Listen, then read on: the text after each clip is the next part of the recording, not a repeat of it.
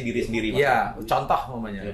Contoh seseorang yang dia sholat rajin, puasa rajin, baca Quran rajin.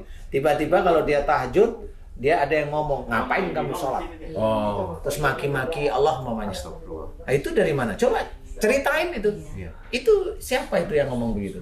Nah, kalau saya nggak sembarangan, saya dengerin apa aja kata-katanya. Apa dia selain itu apa? Saya memancing untuk selain itu apa?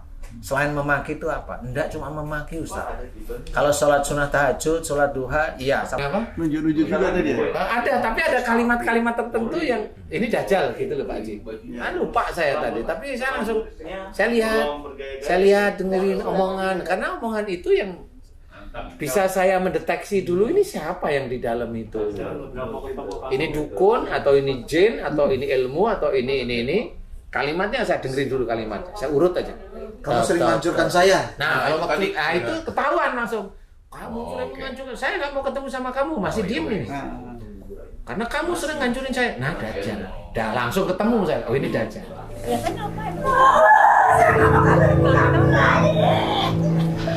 Gak mau ketemu lagi.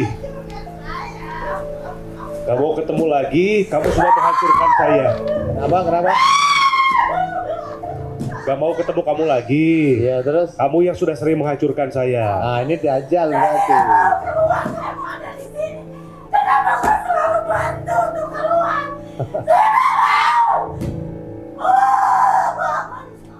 Kalimat itu yang, oh ini dajjal. Karena kalau jin nggak mungkin. Kalau jin ya keluar aja ya. Keluar aja. Ini yang penting nih, Ustaz. Jadi kalau untuk orang masyarakat biasa gitu ya, mendeteksi sebenarnya yang ada di saya ini dajjal apa jin apa itu, apa bisa mendeteksi diri dengan perilaku saya yang aneh atau menentang Allah atau apa kayak gitu, ada ciri-ciri kayak gitu nggak sih? Ada banyak sebenarnya ciri-ciri itu nggak bisa langsung, umpamanya belajar sekarang langsung tahu nggak bisa. Tahu kita. Iya, karena belajar itu gini. Untuk mendeteksi diri sendiri. Iya, contoh umpamanya. Contoh seseorang yang dia sholat rajin, puasa rajin, baca Quran rajin. Tiba-tiba kalau dia tahajud, dia ada yang ngomong, ngapain kamu sholat?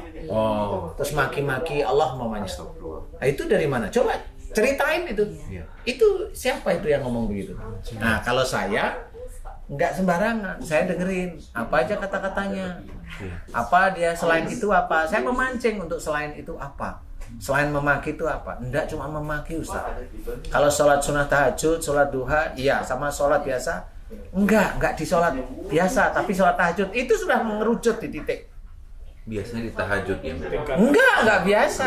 Nah, biasanya orang yang sering tahajud dan kena penyakit ini, dia meyakini sholat tahajud dan duhanya itu untuk melengkapi dunianya. Orang nggak akan tahu, tapi saya ini tahu. Kenapa di sholat biasa dia enggak? Karena dia tidak mengistimewakan di sholat biasa. Nah, itu orang lain nggak tahu. Orang lain nggak tahu, tapi kalau saya dengar gini, aku ngomong apa itu? Di sholat apa? Itu pertanyaan saya, menjadi analisa saya untuk menyelesaikan, untuk menjadikan doa. Itu nggak bisa untuk main-main, nggak bisa. Dan itu penelitian beneran. Kenapa dia di tahajud sama duha aja? Kenapa di sholat biasa kok nggak? Dia tidak menspesialkan sholat yang wajib. Nah, kalau memang sudah tahu kan begitu. Kalau teman-teman yang lain mana tahu? Itu setan, iblis dimaki-maki aja di dalam. Padahal yang di dalam itu hanya monolog dia ngasih. Lah kan nggak bisa diajak ngomong, apa dimaki-maki, dibaca. Sampai mati yang baca ya nggak bisa. Nah, itu harus dianalisa dulu siapa mereka di dalam situ. Jadi menganalisa itu jin itu nggak segampang mereka baca ini baca itu, nggak segampang itu. Menganalisa itu betul-betul dia harus paham yang ngomong siapa. Kemudian diajak ngomong mau apa enggak. Kemudian dia ada tipuan apa enggak, itu harus tahu. Tipuan itu ya. Iya, tipuan penting. Bayangin kejebak di situ ya. Iya, orang itu kan ada yang dia merasa hebat, ngomongnya dia naklungan dajjal, dia nggak tahu dajjal dari mana. Dajjal dari mana? Aku dajjal. Enggak, dia nggak akan. Gejala-gejalanya apa ya? Gejalanya bagaimana? Dan gitu. Nah, disitulah sebenarnya orang banyak tidak tahu. Kalau jin, yalah banyak jin yang begitu. Dajjal, hati-hati. Karena dajjal itu nyelusup dia, dan dia hanya mau keluar biasanya dengan orang yang dia yakini dia musuhnya. Itu yang jadi masalah. Itu yang yang pilih manusia. Sudah ada- Dia jadi musuhnya, dia akan Karena ini ada di sekitaran ini dianggap musuh ya. Ustaz? Iya. Makanya Iya, dia berani. tahu ada musuh di sini, ada musuh saya itu di situ. Jadi memang itu. Jadi orang jarang.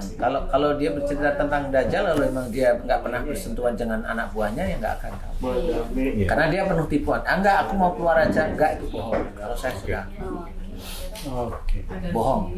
Karena Dajjal itu beda, mirip dengan jin tapi beda dengan jin. Kalau jin itu terkunci karena ada mantra sama Sifat ya. bukan mantra sama apa ya istilahnya ubur rampe itu apa namanya peralatan sihirnya apa yang dia minta nomor 1 darah namanya. Nah, dia udah dikunci dengan keinginan dia darah itu, dia memang nggak keluar dari tubuh orang itu kalau sihir. Kalau Dajjal dia sudah nasnya terkunci dengan orang yang keluar dari syariat. Astagfirullah. Itu sama seperti nasnya setan menggoda. Nah, itu. Jadi jangan main-main. Itu benar-benar terkunci. Jadi dia bilang, aku mau keluar, nggak bisa. Itu udah nggak bisa. Nah, makanya doanya emang harus khusus, betul-betul khusus. Didoain dengan agak-agak lengkap, dengan serius. Kemudian baru dihancurkan. Seperti itu. Karena seseorang nggak akan tahu.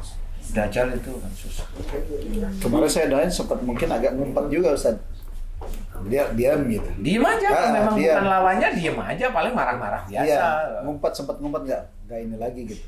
Ya, saya pikir udah lama mungkin. Tapi sih makin beda ini. Kenapa sejauh dari kemarin terus mikirin ini apa ya?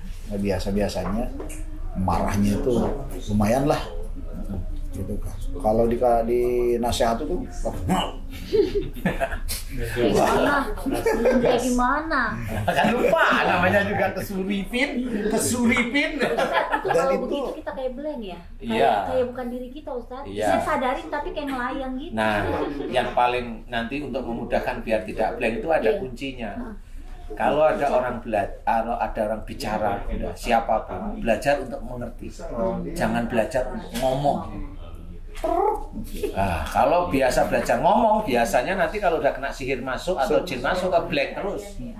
Tapi kalau mengerti ini, enggak, ada kekuatan lain di antara. Karena ada rasa hormat itu Allah.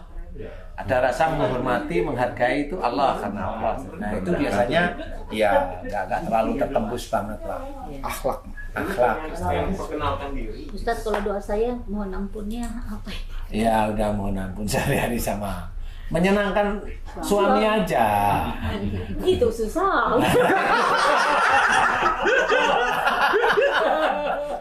Gimana? Gak apa-apa, saya Makan. Kita jalan-jalan ke Jogja ya. Bulan depan, boleh bulan depan.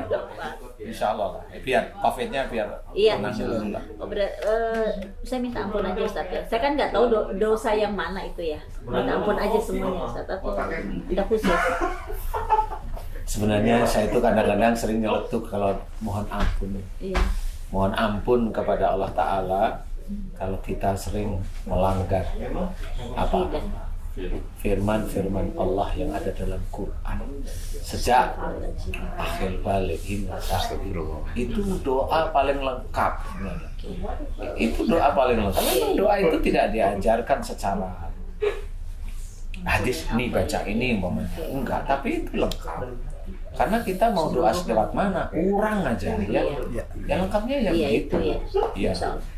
Jadi iya itu sudah menurut saya sudah mencakup lah ya. Doa-doa yang lain itu boleh dipakai, bagus pakai aja. Iya. Yang penting ya kalau tobat itu ya doanya doa tobat, jangan mau tobat doanya makan ya. makanya tomat lagi. Atau buat maksiat. Dan harus dengan tim